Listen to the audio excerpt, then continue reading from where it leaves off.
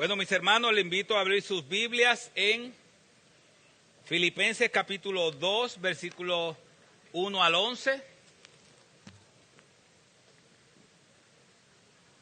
Filipenses capítulo 2, versículos 1 al 11. Creo que uno de los textos más famosos o más conocidos en la carta a Filipenses capítulo 2, versículo 1 al 11, creo que uno de los textos más conocidos de la carta completa. Y uno de los textos que utilizamos mucho en el tiempo de oración, en el tiempo de adoración. Así que le invito a que lean conmigo Filipenses capítulo 2, versículo 1 al 11, aunque hoy estaremos tratando mayormente del 1 al 4, pero creo que no leer del 5 al 11 sería una falta de respeto al texto de no hacerlo.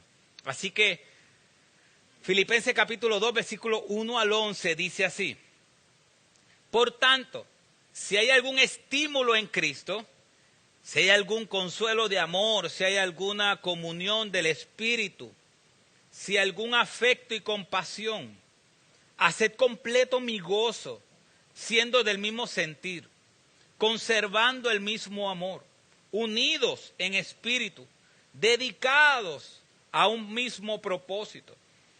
Nada hagáis por egoísmo o por vanagloria, sino que con actitud humilde cada uno de vosotros considere al otro más importante que a sí mismo, no buscando cada uno sus propios intereses, sino más bien los intereses de los demás. Haya pues en vosotros esta actitud que hubo también en Cristo Jesús, el cual, aunque existía en forma de Dios, no consideró ser igual a Dios como algo que aferrarse, sino que se despojó a sí mismo tomando forma de siervo y haciéndose semejante a los hombres. Y hallándose en forma de hombre, se humilló a sí mismo, haciéndose obediente hasta la muerte y muerte de cruz. Por lo cual Dios también le exaltó hasta los sumos y le confirió el nombre que es sobre todo nombre, para que en el nombre de Jesús se doble toda rodilla de los que están en el cielo y en la tierra y debajo de la tierra, y toda lengua confiese que Jesucristo es Señor, para la gloria de Dios Padre. Señor, gracias por tu palabra. Gracias porque te hiciste carne, moriste en la cruz, pero resucitaste y estás sentado en tu trono. Y cuando tú vengas, todos nosotros cantaremos la más grande alabanza delante de tu trono, diciendo y confesando todo el mundo, todo ser creado, que tú eres el Señor. Gracias, Padre, en el nombre de Jesús. Amén y amén. Pueden sentarse, mis hermanos. Este es uno de los textos más conocidos en las Escrituras. Pero es importante que aunque el texto es un texto teológico, no podemos sacar de vista cuál es la intención de Pablo. Hay veces que podemos irnos con el Cristo se humilló, se despojó a sí mismo, tomando forma de siervo y haciéndose semejante a los hombres, y terminar diciendo que toda rodilla se va a doblar delante de él, y nosotros salir en alabanza y glorificando a Dios y perder la idea por la cual Pablo escribió esto. Del versículo 5 al 11 se entiende que es un himno. No se sabe si fue Pablo el que escribió el himno o ya era un himno que se cantaba por la iglesia, pero un himno que presenta que el que se humilla será enaltecido. Es un himno donde presenta a Jesús haciéndose carne y cómo tomó forma de siervo y cómo fue a la cruz y cómo Dios lo bendijo por medio de esa obediencia. Pero no podemos perder de vista cuál es la intención del autor. La intención del autor es que Pablo quiere hablarnos de la unidad. Pablo viene hablando de la unidad desde el capítulo 1. Pablo constantemente está hablando de la unidad. Y esta unidad es importante, mis hermanos. Quizá usted se pregunte, ¿y por qué tanto Pablo habla de la unidad? Bueno, recuerden algo. Para nosotros, quizá todos somos puertorriqueños y es quizás más fácil, entre comillas, estar unidos. Pero no es lo mismo, por ejemplo, para una iglesia que está en Estados Unidos. Para una iglesia que tiene peruanos, que tiene argentinos, que tiene mexicanos. que le gustan el soccer, que a otros le gusta el fútbol. No es lo mismo. No es lo mismo cuando hay diferentes culturas conviviendo. Y si a nosotros se nos hace difícil eso, imagínense en un lugar como Estados Unidos. Pero no tan solo eso. Imaginemos el lugar cuando Pablo escribió esto. Cuando Pablo escribió esto, habían gentiles, habían samaritanos, habían los judíos. Para que tengan una idea, entre los samaritanos y los judíos dice la Biblia que no se llevaban entre sí. Unos le decían a otros que eran unos perros. Así se trataban entre ellos. Así que cuando Pablo habla de la unidad, Pablo tiene en mente que estas personas que eran esclavos del mundo y ahora han sido libertados, que no importa de qué nacionalidad sean un solo cuerpo en Cristo. Y es importante que nosotros entendamos esto, porque la unidad siempre está al ataque. La unidad siempre está al ataque. Tiene ataques externos, que Pablo nos viene diciendo que vamos a ser perseguidos, pero también tiene ataques internos. Tiene ataques internos. Si nosotros vemos en 1 Corintios 1:10, saldrá a las pantallas, dice: os ruego, hermanos, por el nombre de nuestro Señor Jesucristo, que todos os pongáis de acuerdo y que no haya divisiones entre vosotros, sino que estéis enteramente unidos en un mismo sentir. Ese mismo sentir significa una misma mente y un mismo parecer. Así que, mis hermanos, el cuerpo de Cristo, la iglesia, siempre va a estar enfrentando problemas de unidad. Siempre va a estar enfrentándola. Estas personas tenían un buen testimonio. Filipenses tenía un buen testimonio. Y Pablo dice que se goza por la obra que ellos estaban haciendo, pero tenía una pequeña grieta. Y esa pequeña grieta era la desunión. Y Pablo corrige en el capítulo 4, versículo 2, que saldrá en las pantallas, esto: ruego a Evodia y a Síntique que vivan en armonía en el Señor. Esa palabra en armonía significa de un mismo sentir. Así que esta iglesia no es una iglesia como Corintios, que fue todo el tiempo Pablo dándole: mira, ustedes están mal, ustedes están mal. No como la iglesia de Gálatas, que Gálatas se habían apartado del evangelio. Esta era una iglesia que había tenido frutos, que ya Pablo había escuchado de su testimonio, que tenían a Cristo como centro, pero se estaba abriendo una grieta a la unidad. Evodia y Síntique, que eran dos servidoras del evangelio, estaban encontradas uno con la otra. Y Pablo dice: esa grieta que se está abriendo hay que corregirla, porque si uno no corrige, cuando dos no se llevan, ¿qué pasa? ¿Qué usted cree que va a pasar? Se crea una división. Comienzan unos de un bando y otros de otro bando. Mis hermanos, Pablo nos dice en los versículos, capítulo 1, versículos 27 en adelante, que tenemos que trabajar en equipo, que tenemos que trabajar unidos, que somos el pueblo de Dios. Decíamos en el estudio de membresía que así como Israel tenía que mostrarle al mundo que eran sacerdotes conforme a Dios, hoy la iglesia tiene que mostrar al mundo que existe un Señor y que solamente Él es Salvador. Y tenemos que jugar en equipo. Pero siempre va a haber quizás cosas que si no corregimos en cuanto a la unidad, podemos tener grandes problemas. Yo no sé cuántos de ustedes vieron The Last Dance o El Último Baile. Eso fue la historia de Chicago Bulls de Chicago durante todos los años. Chicago Bulls es un equipo de NBA, de baloncesto, NBA, por si acaso, donde estaba Michael Jordan. Y todo el mundo, no sé cuántos de ustedes seguían el baloncesto, pero veíamos el equipo de Chicago Bulls como el mejor equipo de la historia. Y se entiende que es el mejor equipo de la historia. Los que son fanáticos de LeBron, que aquí yo sé que por lo menos hay uno, que el Señor expulse eso de su corazón. Que lo saque. Que lo saque.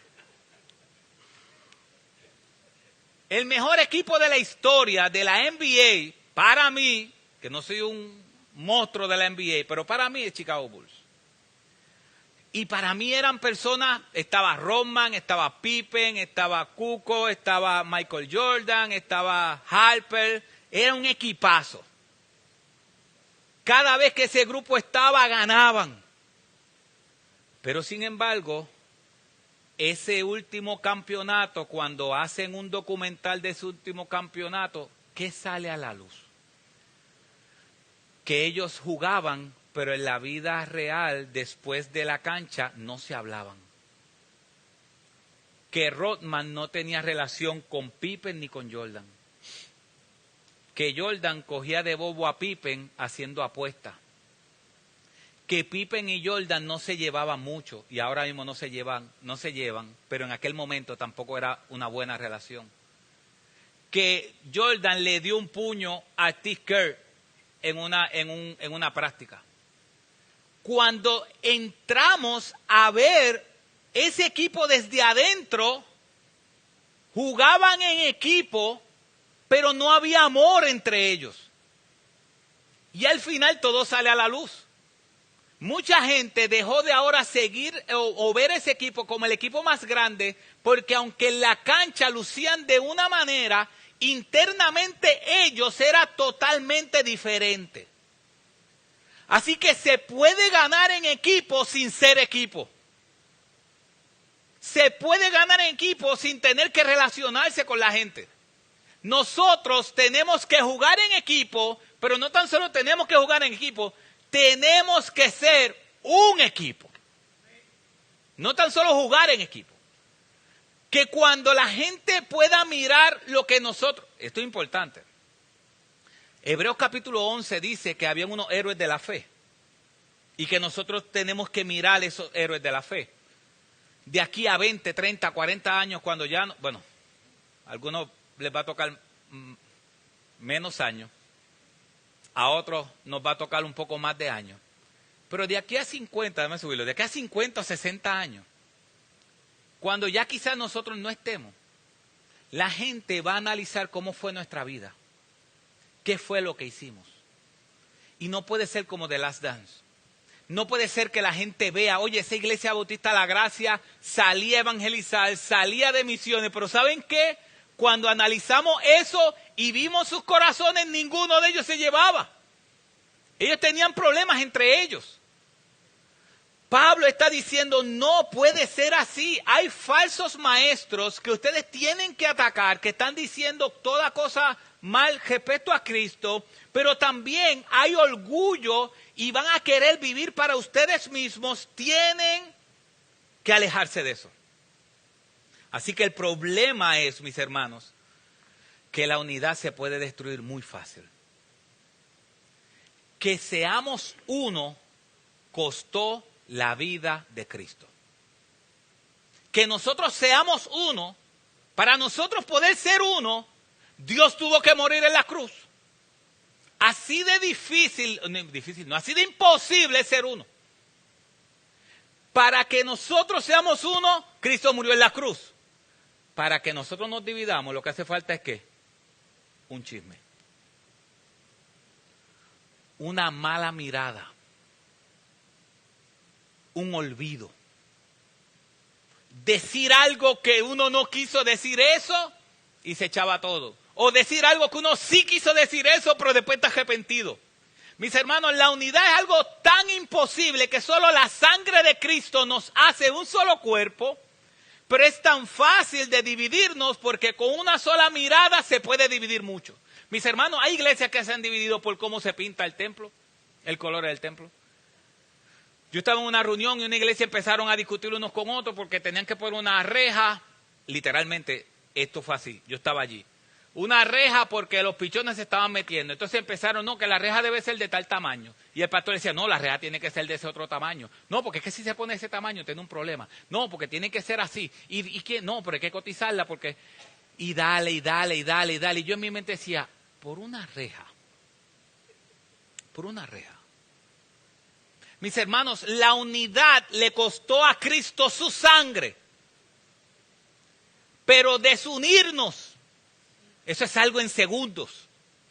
Por eso Pablo, tanto en Corintios, Efesios, Colosenses, Filipenses, en todo, Filemón, en todas sus cartas está constantemente diciendo, únanse, únanse.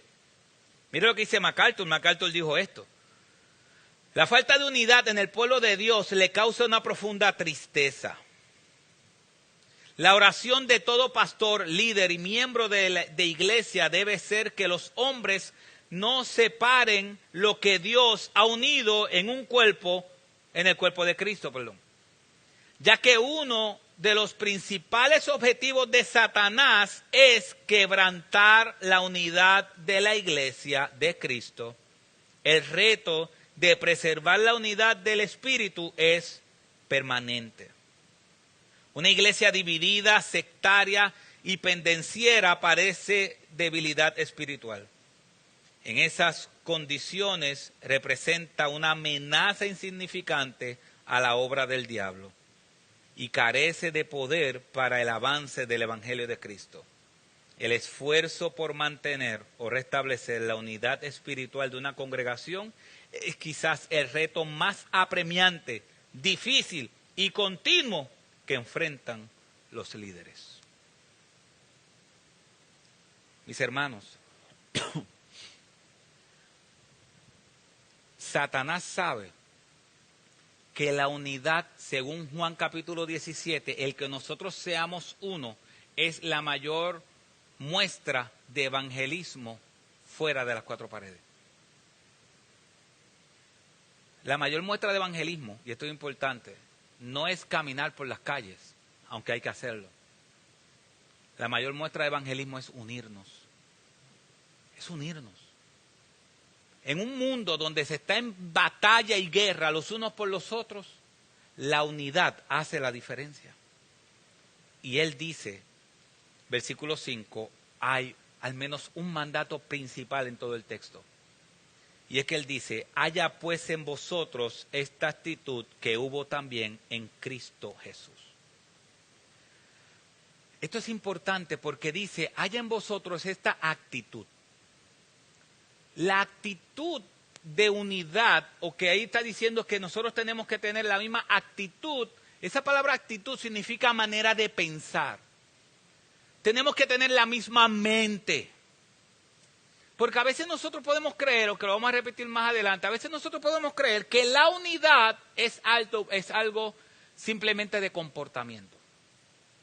A veces nosotros podemos creer que la unidad es algo de comportamiento. Que cuando yo le demuestro amor al hermano exteriormente, sirviéndole, lo estoy amando. Pero el amor no es algo de comportamiento, es una actitud del alma. Dios no simplemente quiere que nosotros amemos como comportamiento, Dios quiere que nuestra alma ame. Por eso es que Él dice, fíjense que el texto no dice, hagan lo mismo que Cristo hizo. Hagan lo mismo que Cristo hizo, no lo dice. ¿Qué dice? Tengan la misma manera de pensar. Tengan la misma mente cristocéntrica. Entonces, ¿cómo se hace una mente cristocéntrica? Una mente cristocéntrica es una mente que está dispuesta a humillarse por los otros. Así que, miren la importancia de la unidad. Vamos a tocar 3 puntos. Las motivaciones para la unidad, las señales de la unidad y los medios para alcanzar la unidad. Esto es vivir cristocéntricamente. Mucha gente piensa, ¿cómo vivir cristocéntricamente? Tienes que orar mucho para vivir cristocéntricamente, tienes que orar mucho. Tienes que leer mucho la Biblia para vivir de manera cristocéntrica. Tienes que estudiar en un seminario. Todas esas cosas son buenas.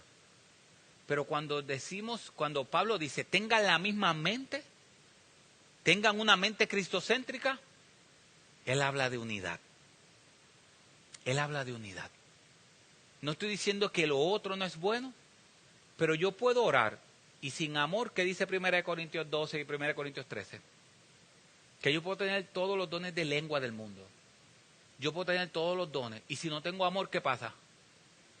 Nada pasa. Ese es el problema que a veces nosotros tenemos, mis hermanos. Que creemos que Dios nos está mandando a hacer cosas y Dios lo que nos está mandando es que tengamos corazones transformados. Nosotros vamos a ser juzgados. si hacemos lo que tenemos que hacer, pero nuestro corazón no está de acuerdo con lo que hacemos. Cuando estamos haciendo algo que no queremos hacer, no podemos hacerlo bueno, no lo quiero hacer, pero déjame hacerlo. No, tenemos que bregar con nuestro corazón, porque cuando Dios ve lo que estamos haciendo, Dios no tan solo ve lo que estamos haciendo. Dios ve la motivación por lo cual lo hacemos. Y yo no sé usted, pero hay veces que uno hace las cosas por miedo a que Dios vaya a castigar a uno. Yo he hecho muchas veces las cosas por miedo a que Dios me vaya a castigar. ¿Cuántos dicen amén? Qué bueno.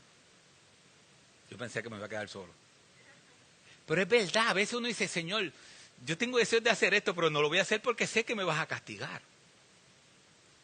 Y siendo honesto, sí, Dios va a castigar el pecado, pero no debe ser la razón por la cual yo no peque. Debe haber una motivación, y eso es lo primero que yo quiero que veamos, la motivación para la unidad. ¿De dónde sale la unidad? La Reina Valera del 60 presenta este texto de manera maravillosa. Mire lo que dice la Reina Valera del 60, el versículo 1, dice: por tanto, si hay alguna consolación en Cristo, si hay algún consuelo de amor, si hay alguna comunión del Espíritu, si hay algún afecto extrañable, si hay alguna misericordia. Pablo está diciendo que la unión con Cristo es la que crea la unidad entre nosotros. Nosotros estamos unidos a Cristo. O sea que, ¿cuál es la motivación para nosotros poder estar unidos a otros? Es que estamos en Cristo. Si usted mira ahí dice, por tanto, si alguna consolación, ¿en dónde? En Cristo. Si algún consuelo de amor, si alguna comunión del Espíritu, si algún afecto entrañable, si alguna misericordia, ¿qué está diciendo él? La motivación por la cual nosotros debemos permanecer en unidad es porque hemos sido consolados en Cristo. Esa palabra consolado significa paraclesis. ¿Qué significa el Espíritu Santo? Que dice, le enviaré un consolador. ¿Recuerda lo que dice Juan capítulo 15, capítulo 16? Le enviaré un paracletos. ¿Qué es un paracletos? Un paracleto es una persona que da consuelo y exhortación al que está frustrado. Es alguien que camina al lado del otro. Alguien que acompaña. Así que él está diciendo, por tanto, si hay alguna consolación en Cristo. O sea, ¿cuál es la motivación para nosotros vivir unidos? Que Dios nos acompaña. Y eso es importante, mis hermanos. Porque Dios dice, y no los dejaré huérfanos. Vendrá el Espíritu Santo sobre ustedes. Y Él les guiará y les mostrará. Le mostrará el pecado, pero también le mostrará la fe. Nosotros hemos sido sellados con el Espíritu Santo. Entonces nosotros hemos sido consolados. Cuando Dios nos salvó, también nos acompaña. Gloria a Dios por eso. Cuando Él nos salvó, Él no tan solo nos salvó y se fue. Miren lo que le dice a los apóstoles. Le dice, a ustedes les conviene que yo me vaya. Entonces ellos dicen, pero ¿cómo que me conviene que yo me vaya? Parafraseando. ¿Cómo que me conviene que tú me vayas, que tú te vas? ¿Cómo me va a convenir eso? Nosotros analizando todo el Nuevo Testamento, convenía que Cristo se fuera. Porque cuando Cristo se fue, cuando Cristo estaba en la tierra, Cristo caminaba al lado de ellos. Cuando Cristo se fue, Cristo envió el Espíritu Santo y ahora Cristo camina ¿dónde? Dentro de nosotros. ¿Dónde es mejor? Dentro de nosotros. Entonces, él está diciendo, Pablo está diciendo, la consolación que tienen en Cristo es suficiente para que ustedes se unan, porque el mismo consolador que una persona tiene, el mismo consolador que otra persona tiene. Dios nos unió. Yo le estaba diciendo ahorita en la clase, que cuando decimos que estamos en Cristo es como esta botella y esta agua. El agua, está dentro de la botella.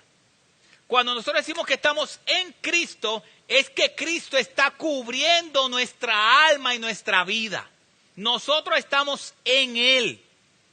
Y como nosotros estamos en Él y hemos sido consolados por Él, podemos unirnos. Podemos unirnos. Mire lo que dice. Si algún consuelo de amor, si algún consuelo de amor, si alguna comunión del Espíritu. Si ustedes ven, habla de un consuelo en Cristo, un consuelo de amor, una comunión del Espíritu. Así que la unidad es una comunión espiritual. La unidad no es una comunión de comportamiento, es una comunión del alma. Es cuando mi alma está atada a otra alma. Es como David y Jonatán, que dice la Biblia que cuando ellos se conocieron, parafraseando un poco el texto, dice que cuando ellos se conocieron, sus almas quedaron atadas en amistad. Sus almas quedaron atadas. Así que Pablo está diciendo, la unidad es algo que viene como algo espiritual, algo dentro de nosotros. Dice, si algún afecto entrañable, si alguna misericordia. Ese afecto entrañable, si usted tiene su Biblia, puede marcar esa palabra entrañable, porque esa palabra entrañable, cuando usted la lee, ¿de dónde viene la palabra entrañable? Entrañas, literalmente viene de las entrañas. Cuando dice que Cristo le dolió al ver Jerusalén como estaba, y dice Jerusalén, Jerusalén, tanto que he querido reunirte como una gallina a los pollitos. Y dice que tuvo compasión, que tuvo dolor. Esa palabra compasión también dice que le dolieron las entrañas. Así que cuando él está hablando de esto, dice, si algún afecto como entrañable, ¿cómo debe ser el amor que nos una desde nuestras entrañas? Desde lo más profundo del corazón debemos amarnos y unirnos los unos con los otros. Dentro de lo más profundo del corazón. Filipenses capítulo 1, versículo 8 dice, porque Dios me es testigo de cuántos añoro a todos con el entrañable amor de Cristo Jesús. Esa palabra entrañable es la misma. Ese dolor de mis entrañas. Mis hermanos, y mucha gente dice, pero esta persona no es fácil de amar. Todos los creyentes son fáciles de amar. Hay algunos que no quiero mirar las caras porque después piensan que yo estoy hablando de ellos. No todos son fáciles de amar. La pregunta es, ¿y usted es fácil de amar? ¿Y usted es fácil de amar? Pablo dice en Colosenses capítulo 3, versículo 12, entonces como escogidos de Dios, santos y amados, revestidos de tierna compasión. Compasión desde adentro, bondad, humildad, mansedumbre, paciencia. No puede ser, mis hermanos, no puede ser, mis hermanos, que nosotros estemos, ay, ahí viene este para acá. Señor, cámbialo o elimínalo.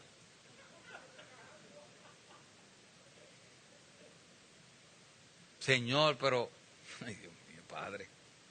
Padre, dame paciencia para bregar con este hombre o esta mujer, dame paciencia. Hendrickson dijo, cuán lamentable espectáculo ofrecen los creyentes al mundo cuando están atacándose unos a otros, tan solo hablando mal de los demás. De esta forma su crecimiento espiritual se retrasa y su testimonio es debilitado. Cuando estamos hablando de los demás, y yo le voy a dar un consejo, mi hermano, voy a hacer un paréntesis y le voy a dar un consejo. Los pastores no somos perfectos, obviamente más jafo que yo. Téngale más misericordia a él que a mí. No somos perfectos. Pero hoy va a llegar un día donde quizá usted va a necesitar de nosotros para bregar con sus hijos o bregar con su matrimonio. Y si usted ha estado hablando mal de nosotros, cuando nosotros podamos ayudarle, sus hijos van a tener los oídos cerrados. Y al final se van a quedar solos. Porque si usted ve lo que usted nos critica a nosotros, también ustedes tienen que mirarse. Porque al final todos somos pecadores. Y a veces comenzamos, no, es que el pastor Jafo, pues yo sé que es siempre Jafo, no, es que el pastor Jafo. Mira que el pastor Jafo. Téngale paciencia y misericordia. Está cambiando. el pastor Jafo y el pastor Jafo. Sus hijos van a escuchar eso, créanme. O mira, es que tal persona, o mira, es que tal persona. Yo le quiero decir algo, mis hermanos. Hay veces que usted va a perder la autoridad de influenciar a sus hijos. Eso es posible que pase, la mayoría de las veces pasa. Y usted va a necesitar a alguien externo para que influencie a sus hijos. Usted sabe que siempre hay un tío, una tía, que uno le dice, usted sabe que usted le dice algo a su hijo, no, y no pasa nada. Viene una tía, un tío, le dice exactamente lo que usted le dijo, y hace caso. Porque muchas veces los padres perdemos autoridad, y eso a veces hasta de manera natural por causa del pecado, los padres perdemos autoridad. Y hay veces que una persona puede venir y tener más autoridad. Si usted se pasa hablando de toda la gente que tiene alrededor, usted le está quitando la autoridad frente a sus hijos de todas esas personas. Y cuando usted necesite algo de alguien y esa persona vaya a tratar de bregar con su hijo, ¿sabe qué pasó? Ya su hijo perdió la autoridad. Ya él perdió la autoridad. Porque él sabe todo lo malo que usted es. ¿Y sabe qué? Nosotros somos peores. Nosotros somos peores de lo que usted le dice a sus hijos o a su esposa. Somos peores. Pero la gracia nos alcanzó. Y el Evangelio dice que, hijitos míos, escribo estas cosas para que no pequen. Pero si pecan, ¿qué? Abogado tenemos con el Padre Jesucristo el justo. Mis hermanos, hablar de los demás es un problema. Es un problema. Le quitamos la autoridad. Y al final quedamos solos. Así que, mis hermanos, escuche esto. Tener una mente cristocéntrica es entender el gran amor que Dios nos ha dado. Y ese amor es el motivo por el cual amamos a nuestros hermanos. Mis hermanos, escuche bien y ojalá que mi alma también lo escuche bien. El amor a mis hermanos no depende de qué hace mi hermano o no, depende de cuánto yo veo el amor de Cristo hacia mí derramado en la cruz del Calvario. El amor a nuestros hermanos no depende de qué hace el hermano o la hermana, qué deja de hacer, depende que mi corazón conozca la grandeza del sacrificio de Cristo por mí. Que en la cruz del Calvario un santo, el único santo, murió por este vil pecador por amor. Porque Cristo no se bajó de la cruz porque me ama. Me ama, me amó, me ama y me amará desde la eternidad pasada hasta la eternidad futura, toda la eternidad completa. Yo no sé si está bien dicho eternidad pasada o futura, pero toda la eternidad completa. Me amó desde antes de la fundación del mundo. Y me amó para siempre. Pero cuando me salvó, cuando yo estaba muerto en mis delitos y pecados, escuche bien, mis hermanos, esto lo escuché de Paul Washer. El amor de Cristo hacia nosotros es un amor incondicional. Pero nosotros ponemos condiciones para amar al hermano. El amor de Cristo hacia mí y hacia ti fue incondicional. Si Cristo hubiese puesto condiciones para amarte, ¿te hubiese amado? No. A nosotros nos encanta el amor de Cristo incondicional. Pero cuando vamos a amar al hermano, ponemos condiciones. No es que para yo amarlo, él tiene que ser así, así, así, así, así, así, porque si no, yo no lo amo. Pero el amor que recibimos es incondicional. El amor que recibimos es incondicional y el amor que debemos dar también es incondicional. El amor, escuche bien, ser cristocéntrico es esto. Que el amor, una mente cristocéntrica es que el amor no depende de lo que hace mi hermano. El amor, mi corazón lo ama, no por lo que él hace, sino por lo que Cristo hizo en la cruz del Calvario por mí. Así que cuando yo voy a amar a alguien, yo no puedo mirarlo. Yo tengo que mirar al que me salvó. Yo tengo que mirar a Cristo colgado en la cruz del Calvario. Yo tengo que mirar a ese que se colgó por mí, que no se bajó por mí, que aunque yo lo negaba, él seguía buscándome. Que aunque yo no quería ninguna relación con él, él sí quería y quiere una relación conmigo. Mis hermanos, ese es el problema. El problema es que Pablo nos está diciendo aquí, una mente cristocéntrica, tengan la misma mente de Cristo. Cuando vayan a amar para unirse, no se miren unos a otros porque siempre van a haber pecado. Mírenme a mí. Mírenme a mí que los salvé cuando más perdidos ustedes estaban. Imagínense el día que Dios los salvó. ¿Usted no le importaba a Dios? ¿No le importaba? Y en el día que ustedes estaban perdidos, Dios decidió amarlos. Así que tener una mente cristocéntrica es eso, mis hermanos. La unidad no depende de lo que haga mi hermano. La unidad depende de lo que Dios hizo en la cruz del Calvario hace más de 2000 años atrás. Esa es la motivación para estar unidos. La motivación no es la gente a mi alrededor. ¿Qué pasaría, mis hermanos? Hablando honestamente, ¿qué pasaría si yo dependo de estar unido por lo que hagan mis hermanos alrededor mío? ¿Qué pasaría? ¿Habría realmente una unidad? No. Por eso la unidad es importante porque tiene que ver con el Evangelio. Tiene que ver con Cristo. 2 dice, ¿cuáles son las señales de la unidad? Así que, ¿cuál es la motivación para estar unidos? La motivación es la salvación. Que Cristo nos salvó es la motivación suficiente para vivir en amor con los demás. Ahora, ¿cuál es la señal de la unidad? ¿Cómo se ve la unidad? Mire una radiografía del alma. Pablo dice, hacer completo mi gozo. Esa palabra hacer completo mi gozo es que ellos estaban haciendo cosas que Pablo como líder de ellos estaba gozoso, pero había una medida que faltaba y Pablo dice, completad mi gozo, llenad esa medida. ¿Cómo se llena? Dice, siendo del mismo sentir, conservando el mismo amor, unidos en espíritu, dedicados a un mismo propósito. Mis hermanos, siendo de un mismo sentir, conservando el mismo amor, unidos en espíritu, dedicados a un mismo propósito. Si ustedes ven, miren todo lo que dice ahí. Mismo gozo, mismo sentir, mismo amor, unidos en espíritu, dedicados a un mismo propósito. Todo. Pero si ustedes ven, mis hermanos, las señales de la unidad no son las señales externas que nosotros queremos ver. La meta de nosotros, mía, de usted, de todos, no es hacer lo que Dios nos manda hacer, es amar lo que Dios nos manda hacer. Es que si vamos a evangelizar porque amamos a los perdidos. Porque queremos que escuchen que Jesucristo es el Señor.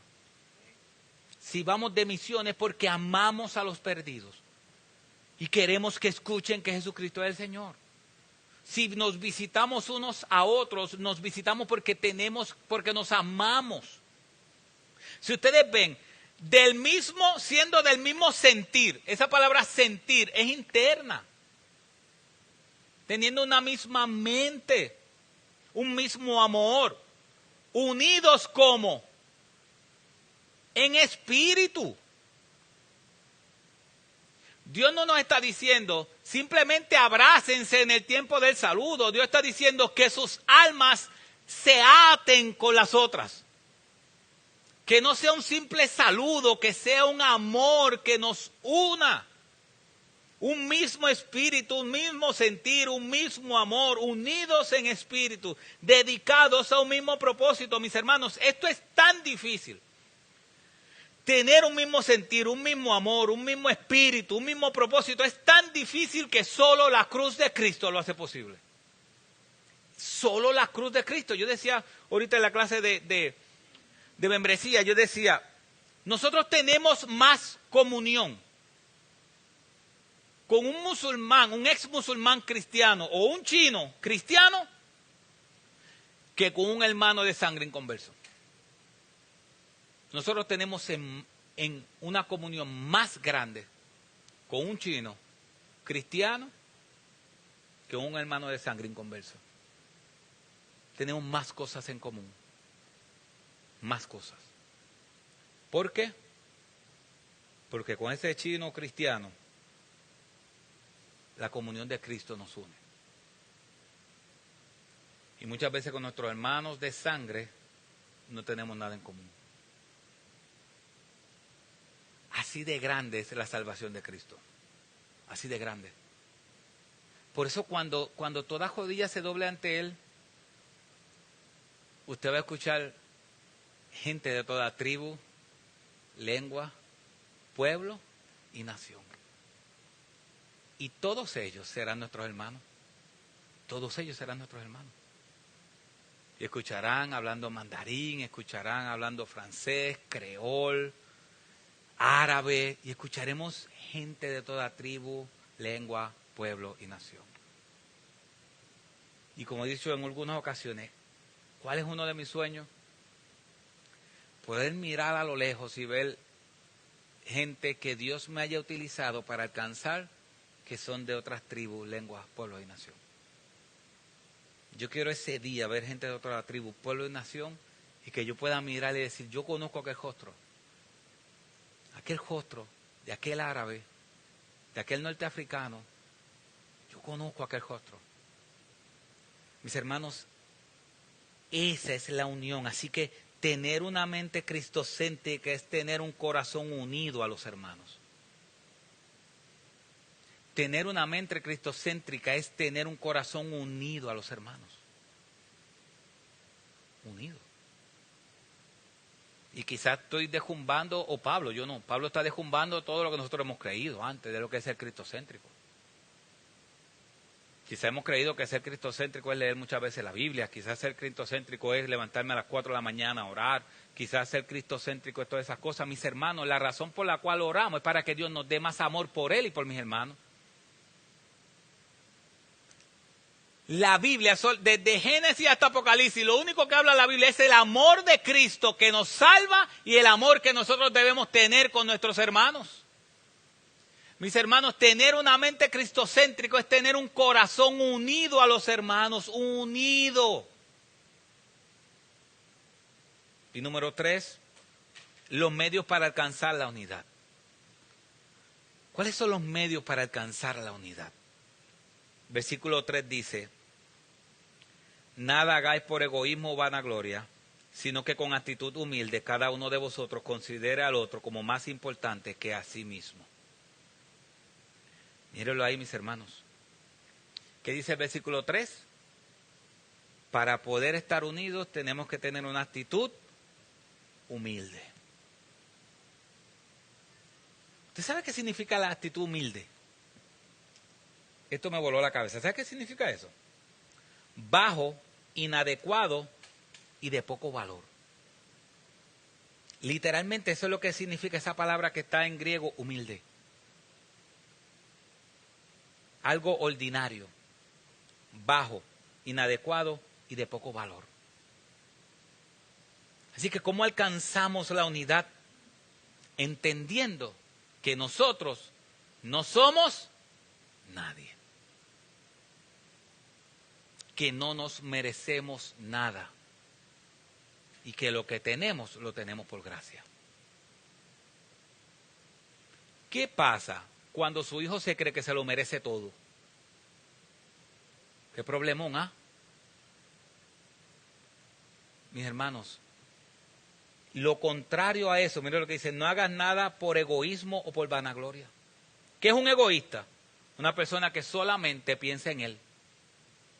Solamente piensa en él y se quiere exaltar él.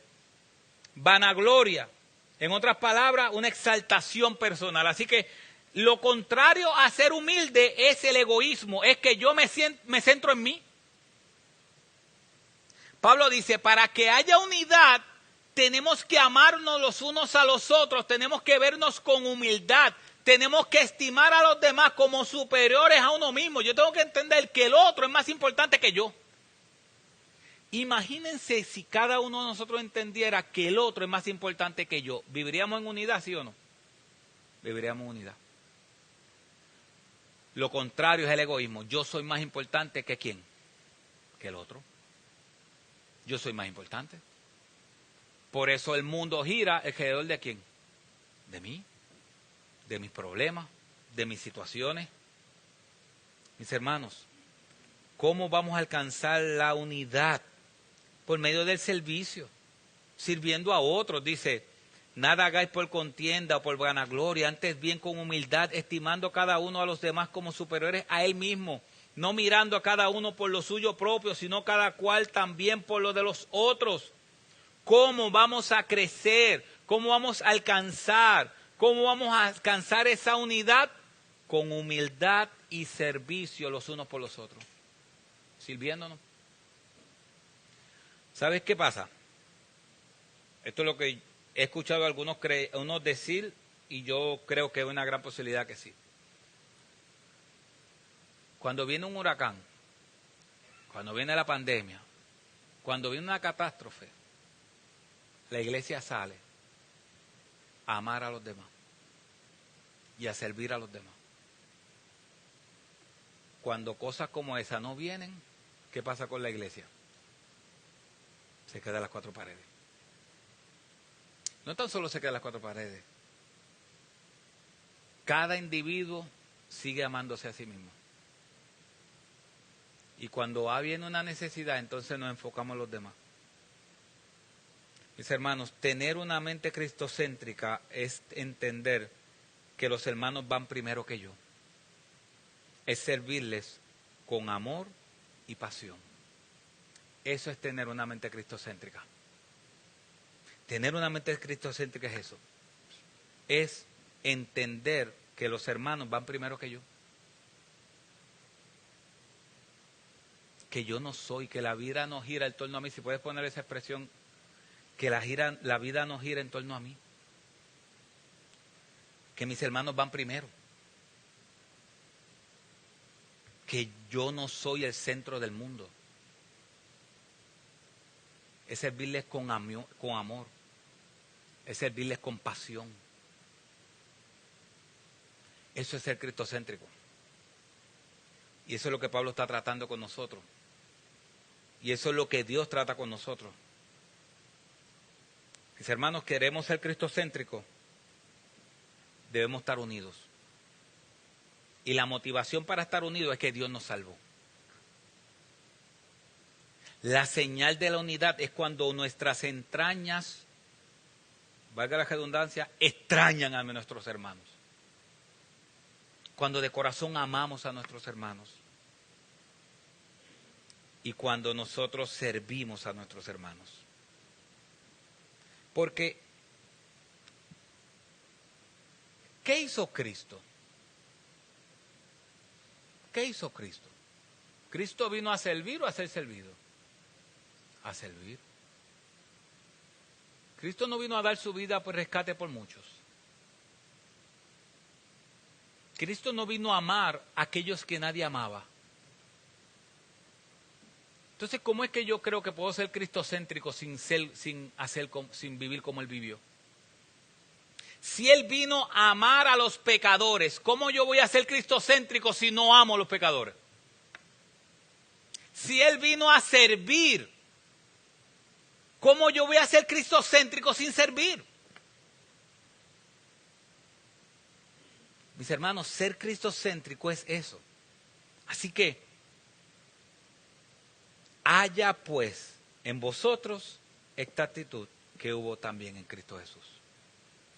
Mis hermanos, para terminar, mirar la cruz es suficiente para ver el amor que Dios tuvo por nosotros y también es un modelo de cómo nosotros debemos amar a los demás. La cruz de Cristo nos muestra cuánto Dios nos ama, pero también es un modelo que nos enseña cómo debemos amar a los demás. Y eso es lo que Dios quiere. Por eso el primer y más grande mandamiento, ¿cuál es? Ama a Dios sobre todas las cosas. Y el segundo mandamiento, ¿cuál es? Ama a tu prójimo como a ti mismo. ¿Y qué dice Dios? Que ahí se resume toda la ley y los profetas. ¿Y dónde se manifestó el más grande amor de Dios hacia con nosotros? En la cruz del Calvario.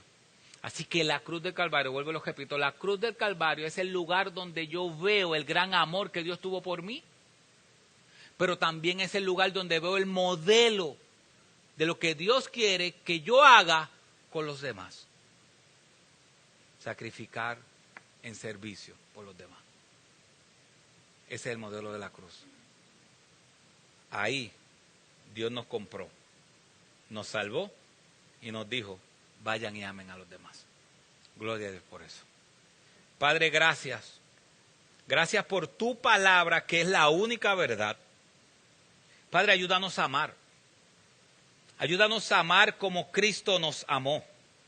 Ayúdanos a ver esa cruz como el lugar donde vemos la mayor manifestación de tu amor. Sí, Padre, podemos ver tu amor en la creación. Podemos ver tu amor en muchas cosas. Pero la mayor manifestación de tu amor, nosotros la vemos en la cruz, donde el santo murió por los pecadores, donde el creador por la creación, donde el justo por los injustos. Padre, donde tú derramaste tu sangre por nosotros. Padre, te pedimos perdón, porque muchas veces hemos cantado de tu amor, pero no hemos mostrado tu amor a otros en servicio. Padre, te pedimos perdón, porque muchas veces vemos la cruz como un lugar donde tú compraste nuestra salvación, pero no un lugar donde es el modelo para amar a los demás. Padre, perdónanos, porque aún en nuestra teología hemos sido egoístas. Hemos sido egoístas. Hemos glorificado tu cruz. Hemos exaltado tu sangre. Hemos cantado que esa sangre nos compró. Pero nos hemos olvidado que tu sangre es un modelo a seguir de amor a nuestros hermanos. Un modelo de sacrificio. Modelo de entrega. Padre, que de hoy en adelante sea diferente. Que cuando nos recordemos de tu cruz, veamos nuestra salvación, pero también el modelo a seguir. Y si nuestra alma y nuestra carne pecaminosa en algún momento se cuestiona hasta qué punto tenemos que amar a nuestros hermanos, que tu Espíritu Santo le muestre que tenemos que amar a nuestros hermanos hasta el mismo punto donde tú nos amaste a nosotros, que entregaste toda tu vida por nosotros. Padre, que nuestra teología sea correcta, pero que también nuestra práctica sea correcta. Gracias, Señor, porque hoy nos enseñaste lo que verdaderamente es ser cristocéntricos. Que tener una mente cristocéntrica es unidad. Es amor por ti, por tu sacrificio, pero también es amor por mis hermanos.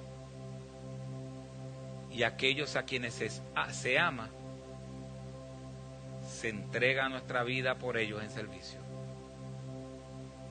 Perdónanos, Padre, porque muchos de nosotros hemos llegado a la conclusión que no estamos amando como tú quieres que amemos. Ayúdanos a amar como Cristo nos amó. En el nombre de Jesús. Amén.